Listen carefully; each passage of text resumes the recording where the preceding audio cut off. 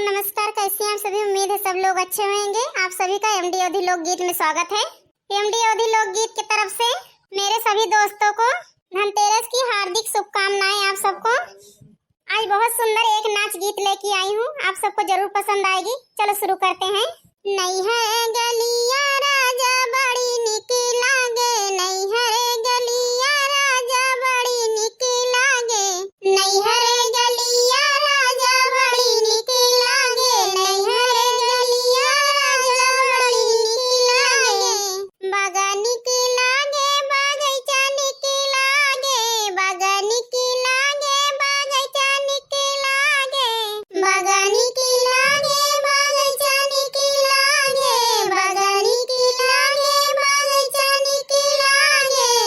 खिली फुलवरिया राजा गजब निकी लागे, खिली फुलवरिया राजा गजब निकी लागे, खिली फुलवरिया राजा गजब निकी लागे, खिली फुलवरिया राजा गजब निकी लागे।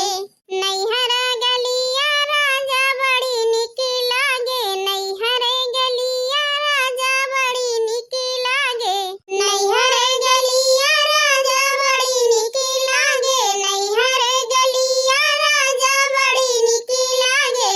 कोना निकी लागे जगतिया निकी लागे, कोना निकी लागे जगतिया निकी लागे, कोना निकी लागे जगतिया निकी लागे, कोना निकी लागे जगतिया निकी लागे। निर्मल जलवा राजा गजब निकी लागे, निर्मल जलवा राजा गजब निकी लागे, निर्मल जलवा राजा गजब निकी लागे, निर्मल जलवा राजा गजब निकी लागे।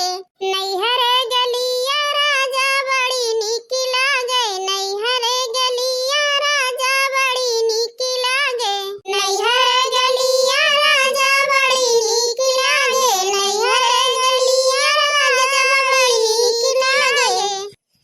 महला निकी लागे दू महला निकी लागे, महला निकी लागे दू महला निकी लागे, महला निकी लागे दू महला निकी लागे, महला निकी लागे दू महला निकी लागे।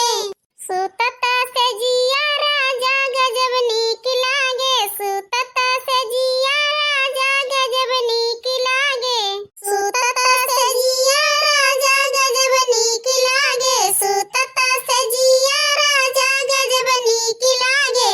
नैहर गलिया राजा बड़ी निकी लागे, नैहर गलिया राजा बड़ी निकी लागे, नैहर गलिया राजा बड़ी निकी लागे, नैहर गलिया राजा बड़ी निकी लागे। अब दोस्तों हमारी गीत कैसी लगी आप सबको कमेंट में जरूर बताना। अगर थोड़ी भी पसंद आई होगी, जितने को नए रहना सब्सक्राइब कर लेना। मिलते हैं